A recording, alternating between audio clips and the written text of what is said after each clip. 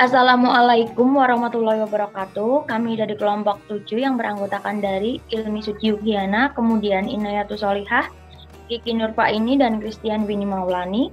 Di sini kami ingin mempresentasikan hasil dari diskusi kelompok kami yang berjudulkan Etika dalam Penelitian. Untuk yang pertama, dasar universal etik penelitian kesehatan. Etik mempunyai beberapa pengertian, salah satunya etik adalah moralitas yang berlaku untuk suatu kelompok masyarakat atau komunitas tertentu. Kata etik selalu dipadankan dengan predikat yang mencerminkan komunitasnya. Misalnya, etik kedokteran merujuk pada moralitas dokter. Jadi, etik penelitian kesehatan adalah norma moralitas komunitas peneliti di bidang kesehatan. Kemudian untuk yang selanjutnya, konsep dasar penelitian kesehatan. Konsep dasar penelitian kesehatan memiliki 4 prinsip-prinsip dasar. Yang pertama, pentingnya pembanding dalam penelitian. Yang kedua, pengaruhnya terhadap hasil penelitian. Yang ketiga, untuk data teramati maupun data tak teramati. Dan yang keempat adalah cara pengumpulan data. Kemudian untuk yang selanjutnya, data dan rancangan studi. Untuk data dan rancangan studi, data dalam penelitian kesehatan didefinisikan sebagai setiap fakta yang dapat dibuktikan keberadaannya dan diamati secara objektif. Dalam garis besarnya, data dibedakan menjadi data terstruktur dan data tak struktur. Data terstruktur adalah setiap fakta yang dapat diukur dan diklasifikasikan.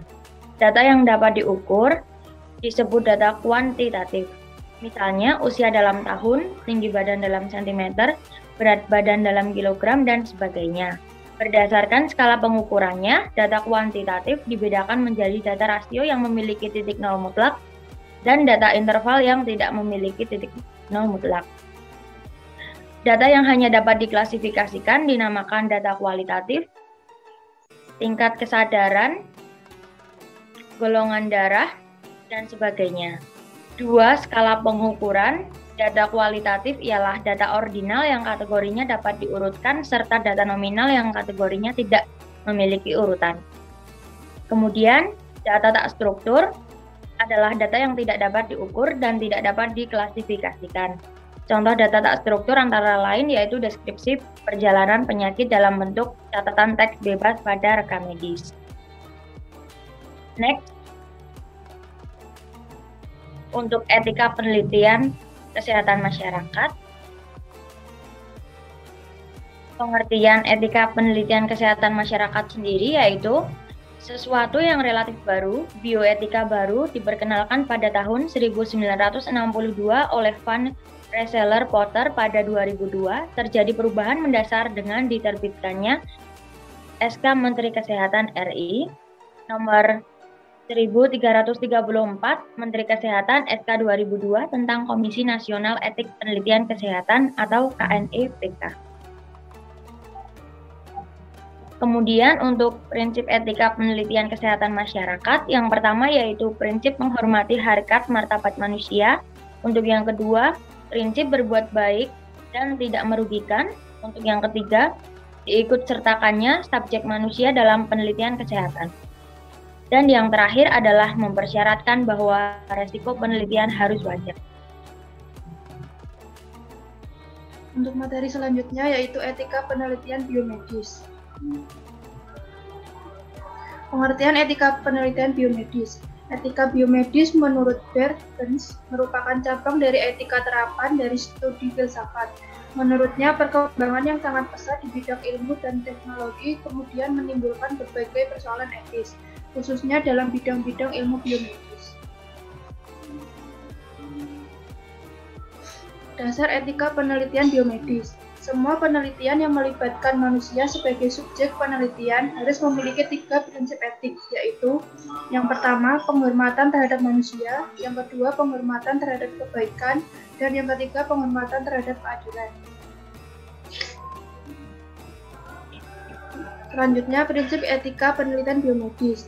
Untuk yang pertama yaitu prinsip tidak merugikan, kedua prinsip berbuat baik, yang ketiga prinsip menghormati otonomi, dan yang terakhir prinsip keadilan.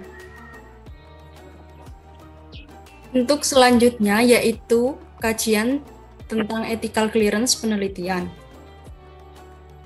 Adapun pengertian kajian tentang ethical clearance penelitian, ethical clearance atau kelayakan etik merupakan keterangan tertulis yang diberikan oleh Komisi Etik Penelitian untuk riset yang melibatkan makhluk hidup yang menyatakan bahwa suatu proposal harus melalui riset layak yang dilaksanakan setelah memenuhi persyaratan tertentu. Kemudian ada pengajuan ethical clearance. Usulan ethical clearance diserahkan kepada Sekretariat Komisi Etik Penelitian Kesehatan. Kelengkapan berkas itu sendiri terdiri dari 1.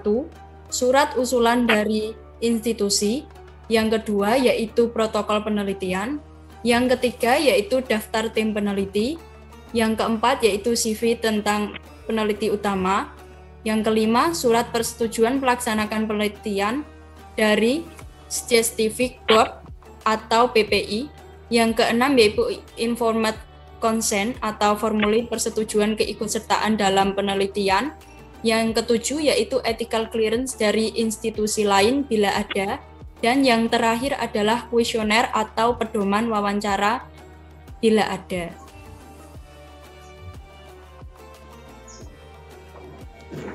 Selanjutnya yaitu hak cipta dalam peneliti. Pengertian hak cipta dalam peneliti sendiri tercantum dalam Undang-Undang Nomor 28 Tahun 2014 tentang hak cipta. Disebutkan, hak cipta adalah hak eksklusif pencipta yang timbul secara otomatis berdasarkan prinsip deklarasi setelah suatu ciptaan diwujudkan dalam bentuk nyata tanpa mengurangi pembatasan sesuai dengan ketentuan peraturan. Hak cipta merupakan hak eksklusif yang memiliki dua bagian hak di dalamnya, yaitu hak moral dan juga hak ekonomi.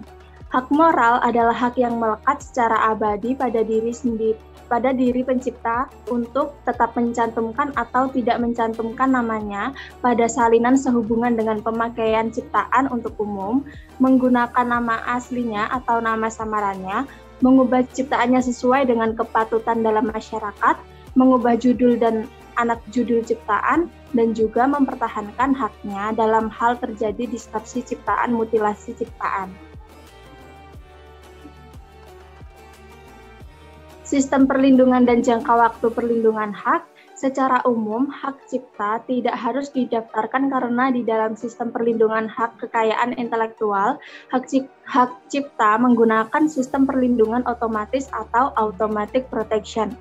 Perlindungan hak cipta dapat dilakukan dengan waktu lebih panjang sejalan dengan penerapan aturan di berbagai negara, sehingga jangka waktu perlindungan hak cipta di bidang tertentu diberlakukan selama hidup pencipta dan terus berlangsung selama 70 tahun setelah pencipta meninggal dunia, terhitung mulai tanggal 1 Januari tahun berikutnya.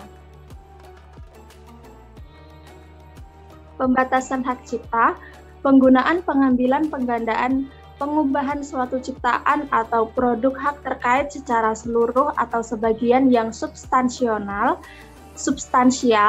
tidak dianggap sebagai pelanggaran hak cipta jika sumbernya disebutkan atau dicantumkan secara lengkap untuk keperluan pendidikan, penelitian, penulisan karya ilmiah, penyusunan laporan, penulisan kritik atau tinjauan suatu masalah dengan tidak merugikan kepentingan yang wajar dari pencipta atau pemegang hak cipta.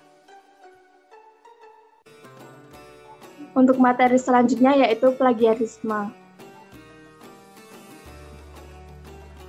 Pengertian plagiarisme di Oxford English Dictionary mendefinisikan plagiarism sebagai the practice of taking someone else's work or ideas and passing them off as one's own.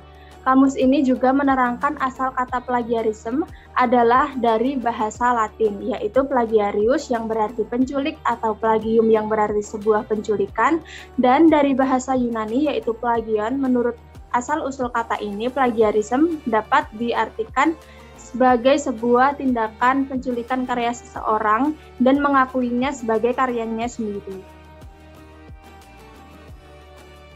Jenis-jenis plagiarisme, Ke-10 jenis plagiarisme menurut Identicat yang disajikan dalam bentuk infografis meliputi secondary source, yaitu plagiasi dimungkinkan terjadinya ketika peneliti memanfaatkan sumber-sumber sekunder atau seperti literatur review.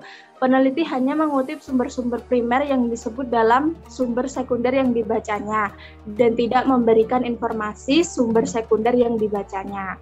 Yang kedua yaitu invalid source, yaitu plagiasi yang terjadi ketika peneliti memberikan informasi yang salah atau tidak memadai terhadap sumber-sumber referensi yang digunakannya.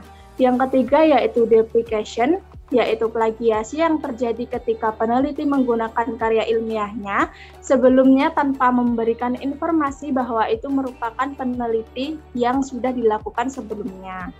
Yang keempat yaitu paraphrasing, yaitu plagiasi jenis ini berupa mengambil teks dari suatu sumber kemudian dilakukan parafrasa namun tidak disebut sumbernya, seakan teks tersebut adalah miliknya. Yang kelima yaitu repetitive research. Plagiasi ini ketika peneliti menggunakan data dan metode yang sama untuk penelitian baru tanpa menyebutkan bahwa metode ini pernah digunakan pada metode sebelumnya. Yang keenam yaitu replication, yaitu plagiasi berupa tindakan mengirimkan naskah ke beberapa saluran publikasi seperti jurnal, conference, dan lain-lain. Yang ketujuh yaitu misleading attribution, yaitu salah atau tidak memadai dalam penyebutan pihak-pihak yang terlibat dan berkontribusi dalam sebuah penelitian atau naskah. Mencantumkan pihak yang tidak mempunyai kontribusi pada sebuah riset juga termasuk dalam plagiasi jenis ini.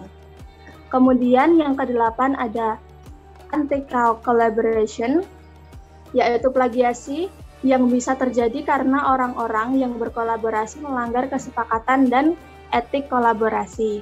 Kemudian ada verbatim plagiarism, yaitu plagiasi ini berupa tindakan mengcopy perkataan-perkataan atau verbatim ide atau karya orang lain tanpa membubuhkan kutipan atau rujukannya. Dan yang terakhir ada complete plagiarism, yaitu plagiasi secara total, penelitian lain tentang plagiarism dalam artikel-artikel jurnal ilmiah dengan melibatkan jurnal-jurnal lainnya. Pencegahan terhadap plagiarisme pada Peraturan Menteri Pendidikan Nasional Nomor 17 tahun 2010 tentang pencegahan dan penanggulangan plagiat. Di perguruan tinggi diamanahkan poin penting yang dapat dijadikan rujukan dalam pengembangan kebijakan pencegahan plagiarisme. Salah satu poin penting itu adalah berupa publikasi karya ilmiah secara terbuka atau open access sehingga dapat diakses secara mudah melalui infrastruktur yang telah ditentukan. Dan berikut adalah daftar pustaka yang kami lampirkan. Sekian presentasi dari kami, kurang lebihnya mohon maaf. Wassalamualaikum warahmatullahi wabarakatuh.